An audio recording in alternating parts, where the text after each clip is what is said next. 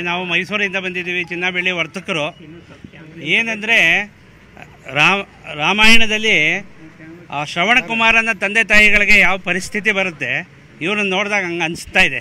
ಅದರಿಂದ ನಾವು ಇವತ್ತು ಕೊಟ್ಟಂಥ ಒಂದು ಸಣ್ಣ ಇದು ಎಲ್ಲ ಇಡೀ ರಾಜ್ಯದ ಎಲ್ಲರಿಗೂ ಪ್ರೇರಣೆ ಆಗಬೇಕು. ಎಲ್ಲರೂ ಅವರ ಮನಸಾಹಿತ್ಯದಿಂದ ಸಹಾಯ ಮಾಡಬೇಕು ಅಂತ ನಾವು ಎಲ್ಲರಿಗೂ ಕೇಳ್ಕೊತೀವಿ. ನಾವೆಲ್ಲ ಸೇರಿ ಒಂದು 60,000 ರೂಪಾಯಿ ಆರ್ಥಿಕ ಸಹಾಯ ಮಾಡಿದ್ದೀವಿ. ಮೈಸೂರಿಂದ ಬಂದಿದ್ದೀವಿ, ಚಿನ್ನ ಬೆಳ್ಳಿ ವರ್ತಕರು ನಾವು ಮೈಸೂರಿಂದ ಬಂದಿದ್ದೀವಿ. ಈ ಘಟನೆ ಬಗ್ಗೆ ಅವ್ರಿಗೆ ನ್ಯಾಯ ಸಿಗಬೇಕು ಅವ್ರಿಗೆ. ಆಮೇಲೆ ಅವರ ಪರಿಸ್ಥಿತಿನೇ ನಮಗೆ ತುಂಬ ಅನುಕಂಪ ಬಂದಿರೋದು. ಅವ್ರ ತಂದೆ ತಾಯಿ ಪರಿಸ್ಥಿತಿ, ಅವ್ರ ಮಗನ ನಾವು ನೋಡಿಲ್ಲ, ಅವ್ರು ನಮ್ಗೆ ಪರಿಚಯ ಇಲ್ಲ ಯಾರೂ. ಈಗ ಟಿ ವಿನಲ್ಲಿ ನಿಮ್ಮ ಮಾಧ್ಯಮಗಳಲ್ಲಿ ನೋಡಿ ನಮಗೆ ಮನಸ್ಸಿಗೆ ತುಂಬ ನೋವಾಗಿ ಇವ್ರಿಗೊಂದು ಯಾರು ಆರ್ಥಿಕ ಪರಿಸ್ಥಿತಿ ಇದು ಸಹಾಯ ಮಾಡ್ತಾಯಿಲ್ಲ. ನಾವೇ ಪ್ರಾರಂಭ ಮಾಡೋಣ, ಜನ ತಿಳ್ಕೊಂಡು ಮಾಡ್ಬೋದು ಮುಂದಕ್ಕೆ ಅಂತ ನಾವೊಂದು ಅಭಿಲಾಷೆ ಇಟ್ಕೊಂಡು ನಾವು ಮೈಸೂರು ಜಿಲ್ಲೆಯಿಂದ ಬಂದಿದ್ದೀವಿ.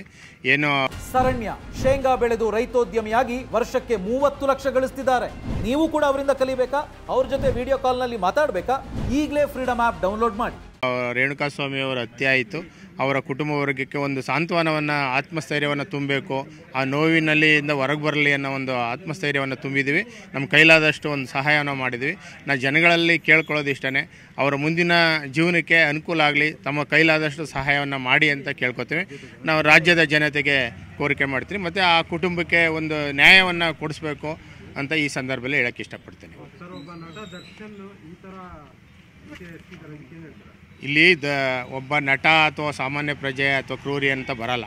ಈ ಕ್ರೂರಿಯನ್ನು ಎಲ್ಲರೂ ಸಾಮಾನ್ಯ ಜನರಾಗಿ ನಾವು ಭಾರತೀಯ ಪ್ರಜೆ ಒಂದು ಮಾನವೀಯತೆ ದೃಷ್ಟಿಯಿಂದ ನಾವು ಖಂಡಿಸಲೇಬೇಕಾದಂಥ ಜವಾಬ್ದಾರಿ ನಮ್ಮೆಲ್ರಿಗೂ ಇದೆ. ಒಬ್ಬ ಮಾನವನ ಗುಣ ಅದು, ಮಾನವೀಯತೆ. ಆ ಕ್ರೌರ್ಯವನ್ನು ಮರೆದಾಗ ಅವ್ರಿಗೆ ತಕ್ಕ ಸಾಕ್ಷಿ ಆಗಬೇಕು ಅನ್ನೋದು ನಮ್ಮೆಲ್ಲರ ಅಭಿಪ್ರಾಯ. ಅದು ಹೀರೋ ಅಥವಾ ಹೀರೋ ಅಲ್ಲ ಅಂತ ಬರಲ್ಲ. ಒಂದು ಮಾನವೀಯತೆ ನೆಲೆಗಟ್ಟಿನಲ್ಲಿ ನಾವು ನೋಡಿದಾಗ ಈ ಕೃತ್ಯವನ್ನು ಮಾಡಿದ ಯಾರೇ ಆಗಿರಲಿ ಎಲ್ಲರೂ ಅದು ಕ್ಷಮಿಸೋ ಅಂತ ಇಲ್ಲವೇ ಇಲ್ಲ. ಅದಕ್ಕೆ ತಕ್ಕ ಶಿಕ್ಷೆ ಆಗಬೇಕು ಅಂತ ನಮ್ಮೆಲ್ಲರ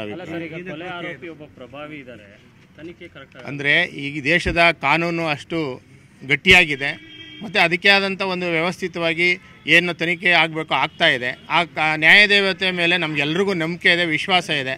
ಹಾಗಾಗಿ ನಾವು ಆ ನ್ಯಾಯದೇವತೆಯನ್ನು ನಾವು ಕೇಳ್ಕೋಬೇಕಾಗಿದೆ.